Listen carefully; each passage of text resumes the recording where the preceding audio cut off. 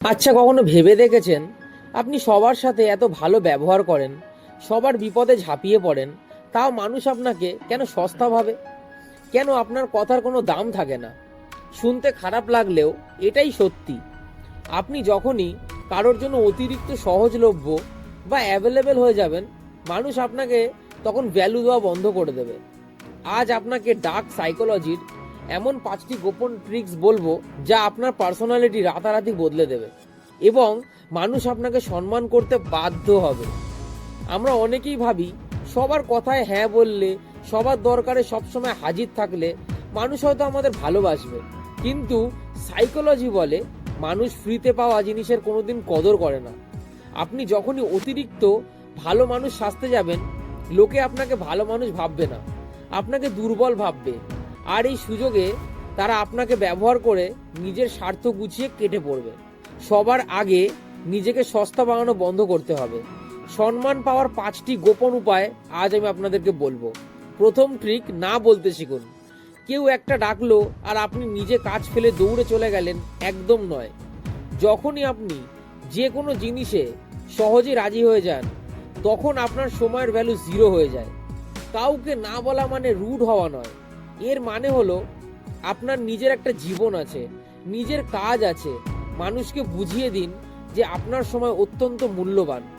দ্বিতীয় ট্রিক, নিজের জীবনের সব গল্প সবার সামনে উগরে দেবেন না। ডার্ক সাইকোলজি বলে মানুষ যে জিনিসটা পুরোপুরি বুঝতে পারে না সেটাকে ভয় পায় এবং সম্মান করে।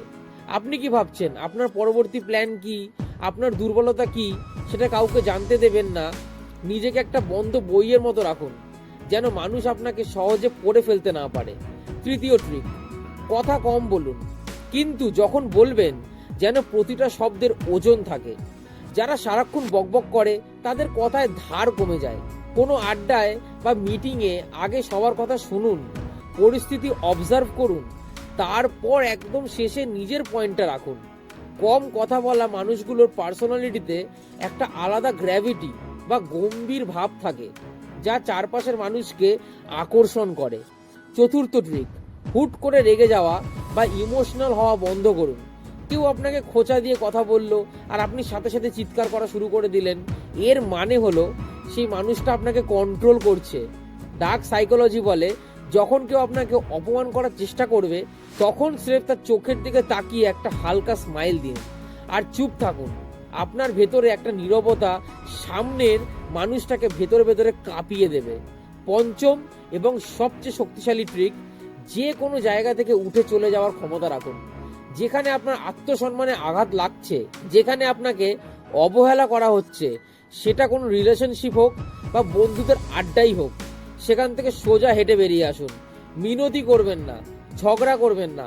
মানুষ যেন এটা ভালো করেই জানে যে আপনাকে টেকেন ফর গ্র্যান্টেড নিলে সে আপনাকে চিরকালের মতো হারিয়ে ফেলবে। মনে রাখবেন, এই দুনিয়াটা একটা আয়নার মতো। আপনি নিজেকে যতটা সস্তা বানাবেন, দুনিয়া আপনাকে ঠিক ততটাই সস্তা ভাববে। আর আপনি যখন নিজের আত্মসম্মানকে সবার সামনে সবার ওপরে রাখবেন, তখন দুনিয়া আপনার পায়ের নিচে ঝুঁকে পড়বে। চয়েস আপনার। আপনি কি সবার দরজায় সস্তা হয়ে পড়ে থাকবেন, নাকি নিজের সাম্রাজ্যের রাজা হবেন? যদি ভিডিওটা আপনার ভেতরে একটুও আগুন জ্বালিয়ে থাকে বা একটুও ভালো লেগে থাকে, তাহলে এখনই লাইক আর সাবস্ক্রাইব করে নিজেকে বদলে ফেলা জার্নিটা শুরু করুন। দেখা হচ্ছে আবার পরের ভিডিওতে। ভালো থাকবেন, সুস্থ থাকবেন।